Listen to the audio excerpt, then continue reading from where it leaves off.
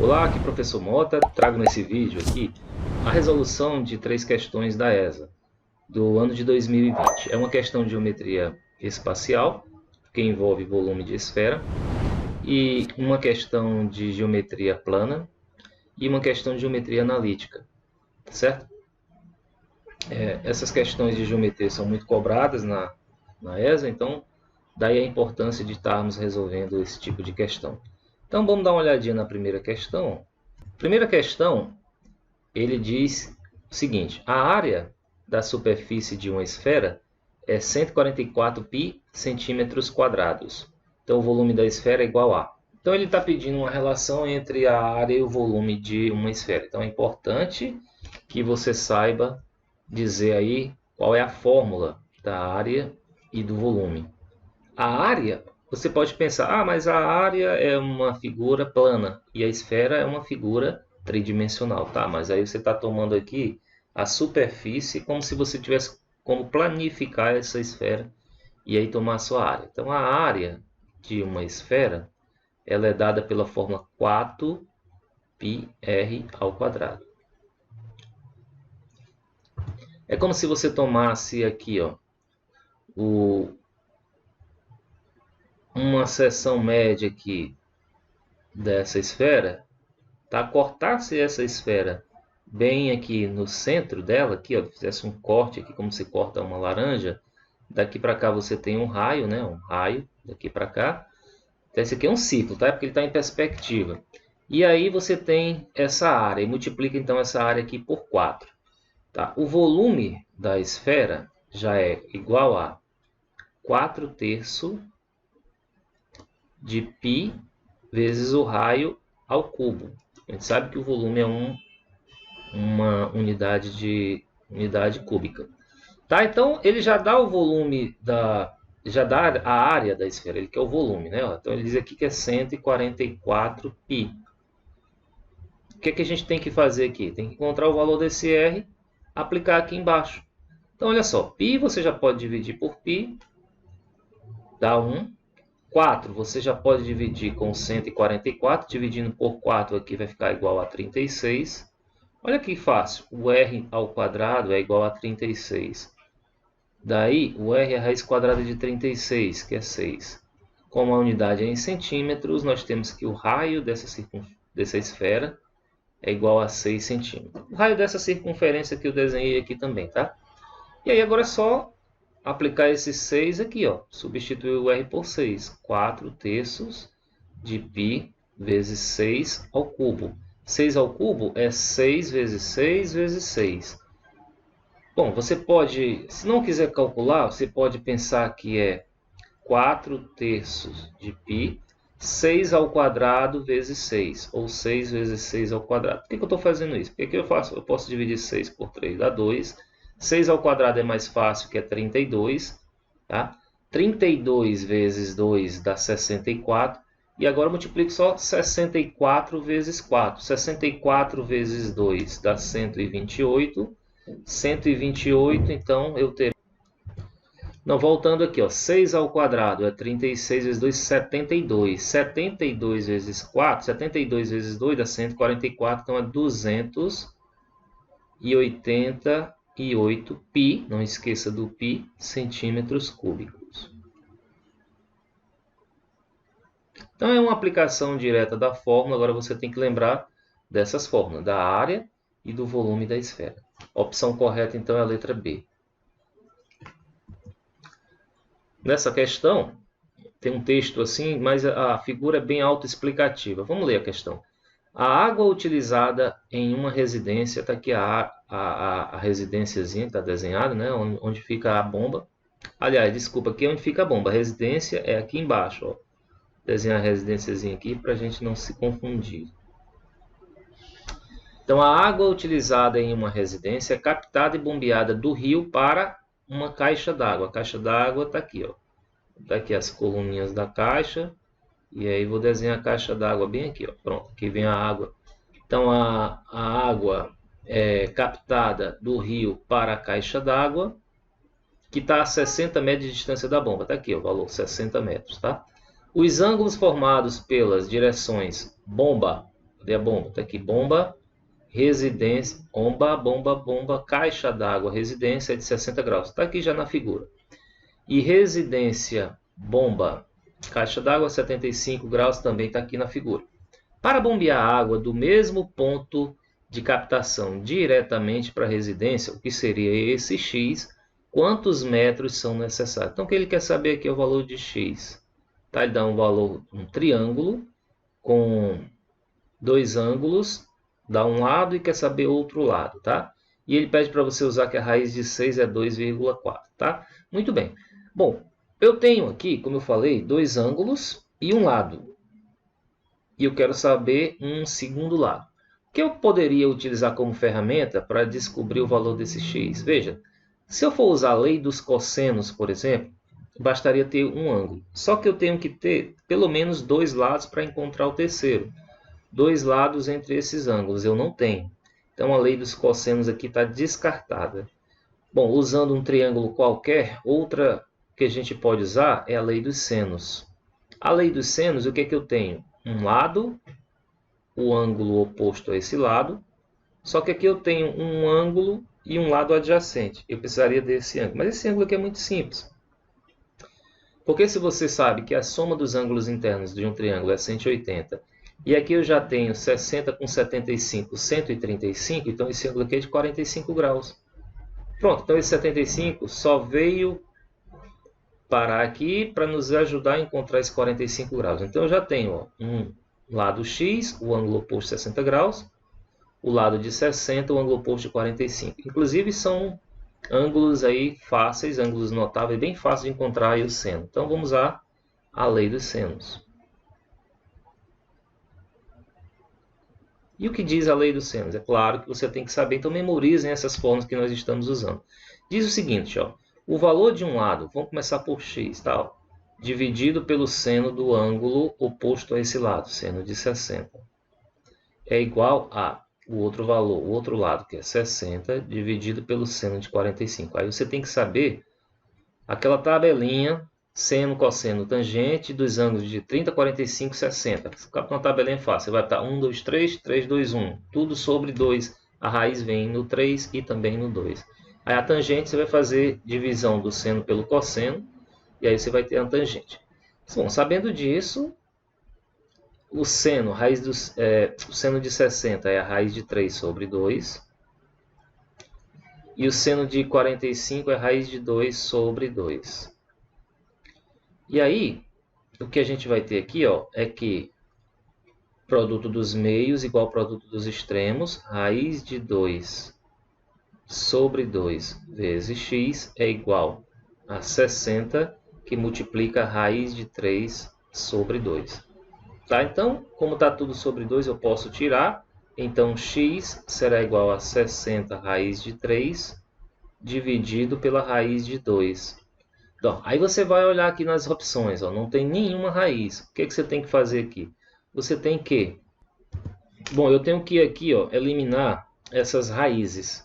Eu vou racionalizar. Eu posso multiplicar tudo por raiz de 3 ou tudo por raiz de 2. Vamos fazer multiplicação tudo por raiz de 2.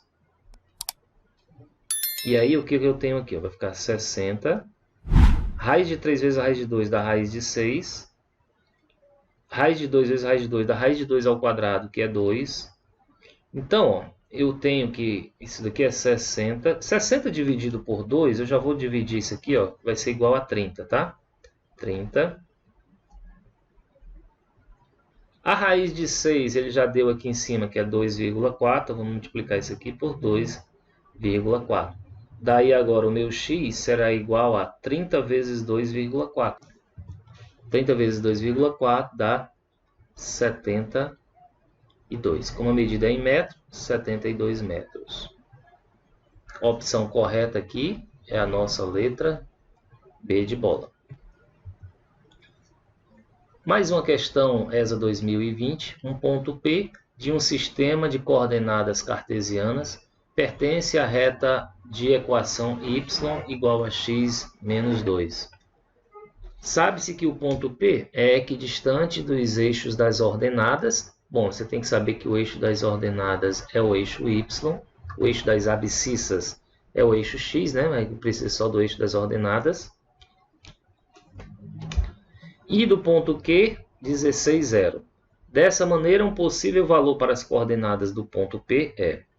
Então vamos aqui, ó, dar uma analisadazinha. Você tem aqui o sistema de eixo cartesiano,